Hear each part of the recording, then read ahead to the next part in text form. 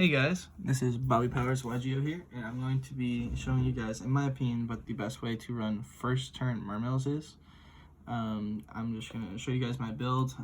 After, if you guys like this video, if you want, just like subscribe to my channel, share this channel out a little bit. If I can get a little more followership, I'll keep doing this.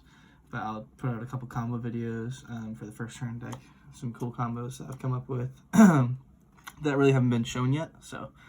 But let's get into the deck profile. We've got 2 Deep Sea Diva.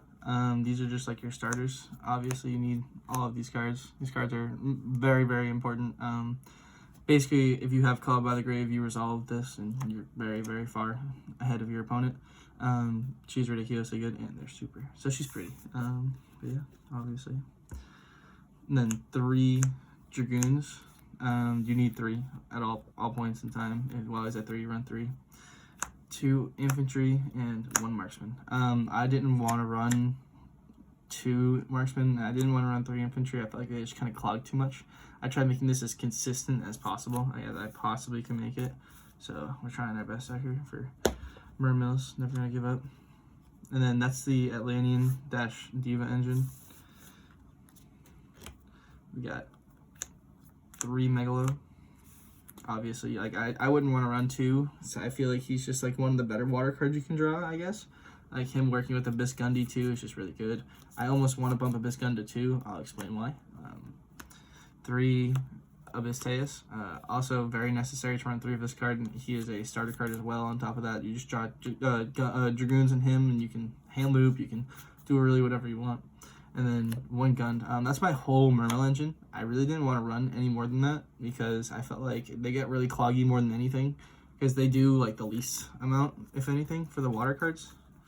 So like outside of like Moon Glacier, like these are like the shittiest ones, but they're necessary, you know, like you need them. In this build, I am running the Frog engine. I am so happy to be running the Frog engine. I literally love it so much. It's one of my favorite engines I've ever got to play in Yu-Gi-Oh! Since I've started playing it. I've had many of love with the Frogs. They're such a good cards.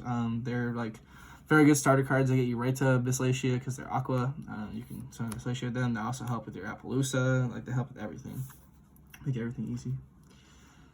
And then we got 2 Gamacils, 1 Moon Glacier, and 1 Water Tenyi. So I didn't want to run 3 of this card, and I only wanted to run 1 of this card in this main deck. I want to run 3 of this card, but like not in the main deck. This card's necessary, like for going first. Obviously, hand looping cards just so good. This card's kind of a starter card. He helps you push, especially when you go second or even when you go first. I'm debating on putting a level 6 synchro, so you can do some funky stuff, but he's just really good. And he helps you make Trish too, pretty easy. And then obviously the double Gamacil in case you go second, and you play Moria Greed for going first anyway, so.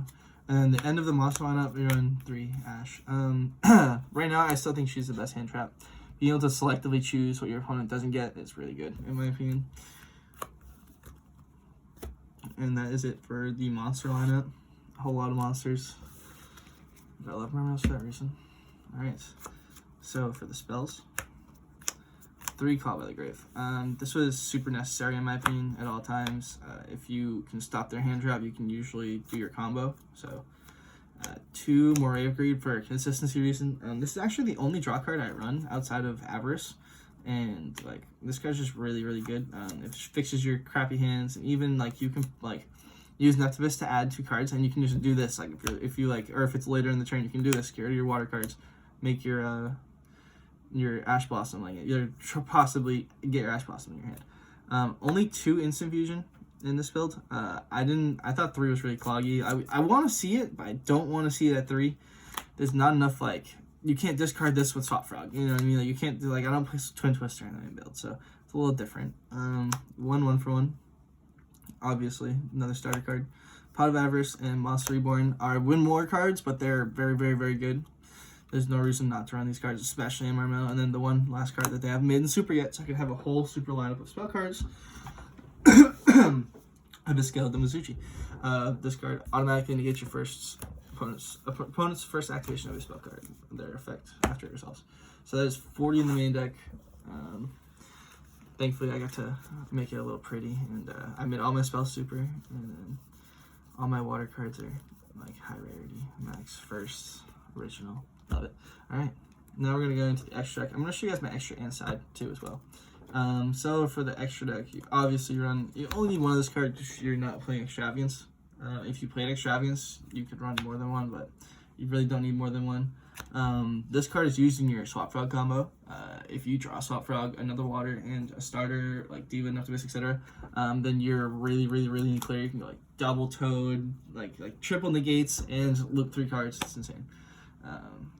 Nightmare Phoenix. This card is it's necessary for soldiering. Honestly, it's just about the only card I'm really scared of for back row.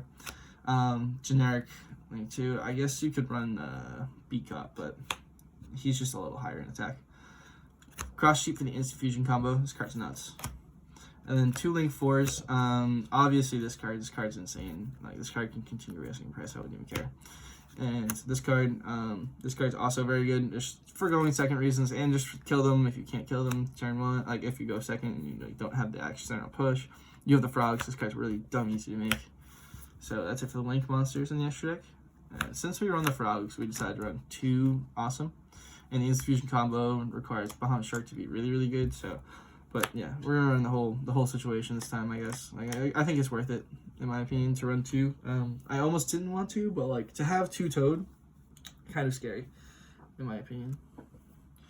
And then we got 1 Abyss Dweller. I mean, he's the best rank 4 in the game.